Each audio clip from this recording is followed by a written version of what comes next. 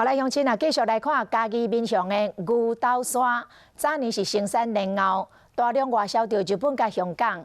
不过这几年来产业落水，即摆的莲藕农平均拢50-60岁以上，因拢一项当年画莲藕变形的老鹰手。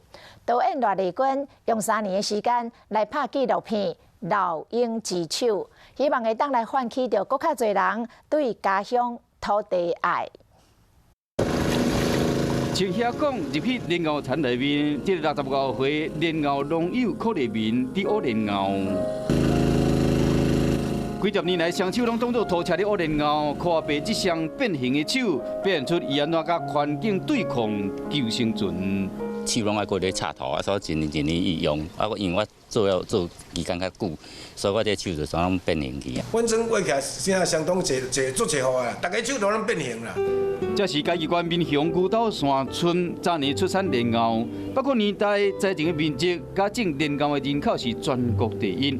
把大量外销到香港、日本，这几年来饲草甲英年卖美质，拢是在青田，大部分拢无想要占。